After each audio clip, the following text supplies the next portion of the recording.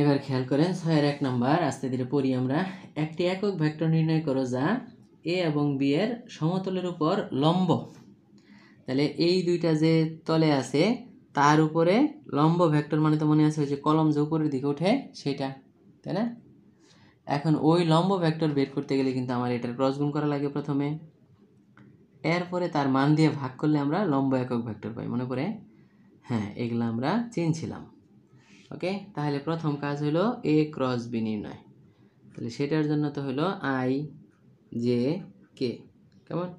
তাহলে 1 2 2 2 -2 1।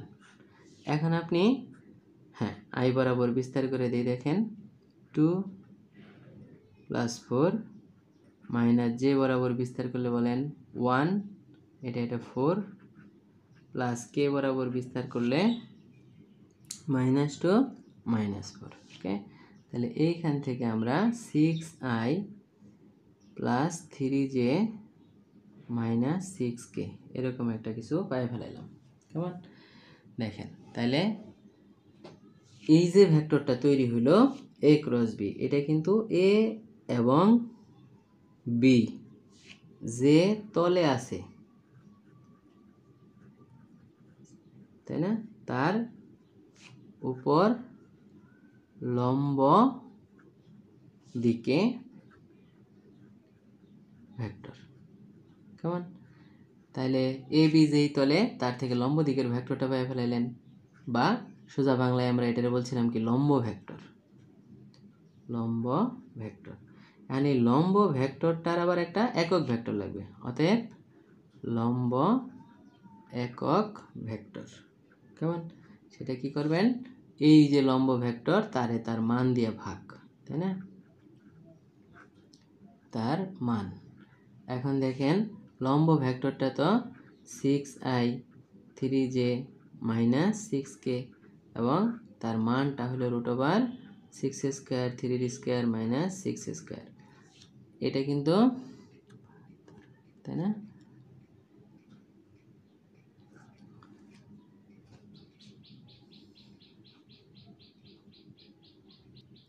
তো খেয়াল করেন এটার মান আসবে 9, তাহলে আমরা প্রত্যেকটা ইন্ডিভিজুয়ালি লিখে দিব। তাহলে 6/9i 3/9j 6/9k।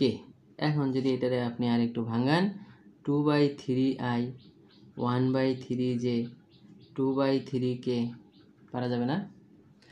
যাবে। তাহলে এইভাবেই লম্ব একক ভেক্টর নির্ণয় করতে হয়। এবং 6 নাম্বারের 2, 6-এর 2 এটা একটা বলছে xy সমতলের সমান্তরাল, আমাদের আপাতত দরকার নাই, এবং 6-এর 6 এই দুইটা আপাতত বাদ দেন, কেমন? যখন আমরা বাকিগুলা করে ফেলবো তখন এই দুইটা আলাদা করে মনে রাখবেন। বাকি যে অঙ্কগুলো রইল 3 নম্বর দেখেন এ বি ভেক্টর দুইটির লম্ব হয় এরূপ একক ভেক্টর নির্ণয় করো। 4 নম্বরে দেখেন লম্ব একক ভেক্টর বের করো। 5 নম্বরে বলছে লম্ব একক ভেক্টর বের করো। তার মানে 6-এর 4টা অঙ্ক আমাদের করার মতো, সবগুলো একই কাজ, তাই না?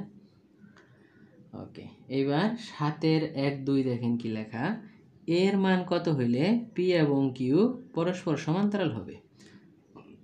আর একটা বলছে এম এর মান কত হইলে এ বি পরস্পর সমান্তরাল হবে। তার মানে সমান্তরাল হওয়ার ক্ষেত্রে আমরা বলছিলাম ক্রস গুণ ফলের মান 0, মনে পড়ে? তাহলে সেটার জন্য আমাদের একটু কাজটা করে নিই। হ্যাঁ, তাহলে আমরা পি কিউ লিখে ফেলাইছি। যেহেতু সমান্তরাল তাহলে আগে তাদের ক্রস গুণ করা লাগবে। তাহলে P cross Q similar I J K লিখব, সহগ হলো 2a - 3 6 - 3 -9, বিরাট বড় বড় সংখ্যা। ওকে, তাহলে আই বরাবর ভাঙাই, এটা হবে -9a -9, কেমন? যে মাইনাসে প্লাস আর একটা মাইনাস তো আছে আমার সূত্রের। জে বরাবর বিস্তার, এটা গুণ করলে -18, এটা গুণ করলে +18। কে বরাবর বিস্তার, এটা গুণ করলে -6 -6a।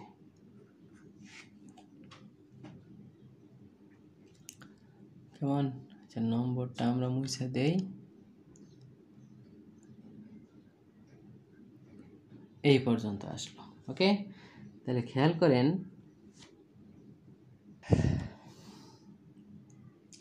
তাহলে এইখান থেকে আমরা আই এর সাথে -9 -9 এটা কিন্তু 0 হয়ে যাচ্ছে, আর সাথেও কে থাকতেছে তার সাথে -6 এখন প্রশ্ন হচ্ছে, আমরা কিন্তু বলছিলাম যে ক্রস গুণফলের মান 0।